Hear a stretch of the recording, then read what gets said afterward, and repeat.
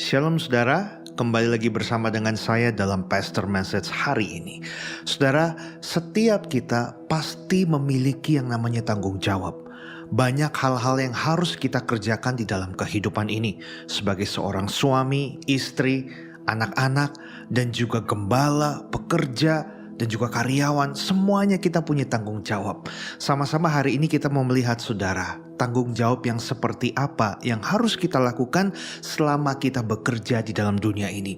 Dalam Ibrani 4 ayat yang pertama saudara, berkata demikian, "Sebab itu baiklah kita waspada, supaya jangan ada seorang di antara kamu yang dianggap ketinggalan, sekalipun janji akan masuk ke dalam perhentiannya masih berlaku."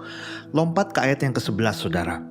"Karena itu baiklah kita berusaha untuk masuk ke dalam perhentian itu, supaya jangan seorang pun jatuh karena mengikuti contoh ketidaktaatan itu juga."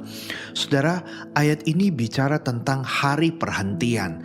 Hari perhentian di mana saudara, setiap kita itu punya satu waktu dan pasti akan mengalami kita benar-benar berhenti dari setiap tanggung jawab yang ada yang kita jalani saat ini dalam hidup ini. Kita lihat pada waktu Allah menciptakan bumi dan segala isinya ini saudara, Ia menciptakan dari hari pertama sampai hari ke-6 saudara. Begitu pula Dia menciptakan manusia. Setelah itu di hari yang ke-7, hari terakhir, Dia berhenti dari segala sesuatu pekerjaannya. Dia menguduskan, menyucikannya, dan Dia menikmati hari tersebut saudara sebagai hari terakhir. Nah saudara, firman Tuhan ini mengingatkan kepada setiap kita bahwa saat ini saya dan saudara sedang hidup dalam dunia ini. Kita melakukan berbagai macam tanggung jawab yang sedang kita lakukan dan yang mungkin akan kita lakukan ke depan saudara. Baik dalam pelayanan, dalam keluarga, dalam pekerjaan, profesi apapun saudara saat ini, itu adalah tanggung jawab yang harus kita lakukan dengan baik di mata Tuhan. Dan Tuhan saudara lewat firman-Nya berkata bahwa satu hari nanti kita akan berhenti dari itu semua. Itu hari perhentian kita, di mana kita akan bertemu, kita akan beristirahat saudara, dan bertemu dengan pencipta kita, Tuhan kita yang luar biasa. Namun saudara, tidak semudah itu, karena ada syarat dan ketentuan bagi setiap kita supaya kita mendapatkan hari perhentian itu dan benar-benar bertemu dengan Tuhan kita saudara. Ada di ayat yang ke-12 berkata demikian, "Sebab firman Allah hidup dan kuat dan lebih tajam daripada pedang bermata dua manapun. Ia menusuk amat dalam sampai memisahkan jiwa dan roh, sendi-sendi dan sumsum. Ia sanggup membedakan pertimbangan dan pikiran hati kita." Hal yang pertama saudara, yang perlu kita ketahui, bahwa kehidupan kita ini tidak akan pernah bisa lepas dari yang namanya firman Tuhan. Firman Tuhan berarti harus kita lakukan setiap hari. Sebelum kita lakukan, tentu kita harus baca, kita harus mengerti, dan membiarkan saudara firman Tuhan itu mengoreksi setiap waktu kehidupan kita. Yang namanya koreksi itu gak hanya sekali dua kali, tapi berkali-kali dan berkelanjutan saudara. Jadi bisa saja saudara mungkin dalam satu hari kita baca firman Tuhan, kehidupan kita lebih daripada satu kali dikoreksi. Jadi hal pertama saudara bagi setiap kita sesuai firman Tuhan ini, kita harus punya hati yang mau dan rela untuk apa? Ditusuk, dipisahkan oleh firman Tuhan supaya kehidupan kita bisa benar-benar murni. Ada banyak hal-hal mungkin yang kurang baik di dalam kehidupan kita, karakter kita, sifat kita, tabiat kita, kebudayaan kita, kebiasaan kita. Biarlah saudara firman Tuhan ini yang akan memisahkan perlahan demi perlahan, supaya apa? Hidup kita benar-benar bisa semakin murni di hadapan Tuhan, semakin lebih baik saudara di hadapan Tuhan, dan memiliki karakter Kristus, yaitu tujuan akhirnya untuk apa? Segambar serupa dengan Allah.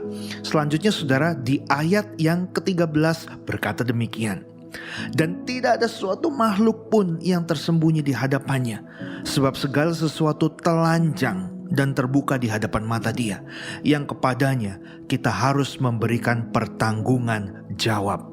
Saudara, kita harus ingat bahwa di hadapan Tuhan hidup kita, saya dan saudara, itu benar-benar terbuka. Kalau saat ini saya mungkin menggunakan pakaian saudara berwarna biru dongker saudara, begitu pula dengan saudara, itu bisa menutupi bagian tubuh kita. Tetapi hati kita, motivasi kita, pikiran kita, saudara, itu tidak ada yang tertutup di hadapan Tuhan. Walaupun kita menggunakan pakaian yang luar biasa indah, yang luar biasa tertutup. Artinya apa, saudara?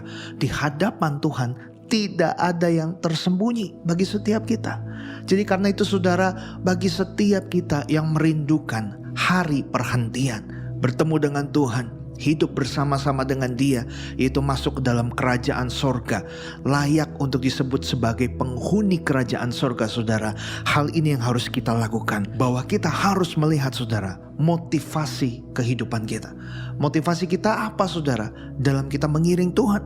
Motivasi kita apa dalam melayani Tuhan? Motivasi kita apa dalam berkeluarga, saudara? Motivasi kita apa dalam bekerja? Jangan sampai bekerja hanya untuk mendapatkan uang, tetapi saudara, bekerjalah dengan segenap hati. Seperti apa yang sudah Tuhan berikan dalam hidup kita, talenta, karunia, pakai itu semua, saudara, untuk bisa menjadi berkat bagi banyak orang, supaya nama Tuhan dipermuliakan. Dan saya percaya berkat akan mengejar setiap kita. Dengan begitu, saudara, kita bisa mempertanggungjawabkan apa yang sudah Tuhan titipkan dalam kehidupan ini untuk kita lakukan, saudara, untuk kita kerjakan. Jangan sampai kita sia-siakan kesempatan kita dalam hidup ini hanya untuk perkara-perkara yang menyenangkan hati kita, hanya untuk keuntungan diri kita, saudara. Mungkin kita datang ke gereja, kita melayani Tuhan, tapi kita tidak benar-benar memiliki hati yang murni untuk melakukan firman Tuhan, untuk kenal pribadi Tuhan, bahkan untuk bisa mengasihi orang lain. Jangan sampai, saudara, kita mengasihi orang lain hanya untuk dilihat, hanya untuk formalitas saja. Tetapi saudara, biarlah kita mengasihi orang lain juga, karena kita benar-benar mengasihi Tuhan. Dan suatu saat nanti kita harus mempertanggungjawabkan apa saja yang sudah kita lakukan dalam hidup ini. Apa saja yang sudah kita perkatakan kepada orang lain dalam hidup ini.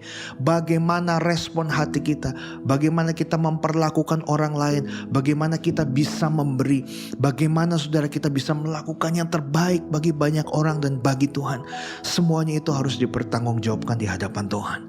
Dan biarlah, saudara, hari ini sama-sama kita belajar, biar firman Tuhan itu menjadi kesukaan bagi kita.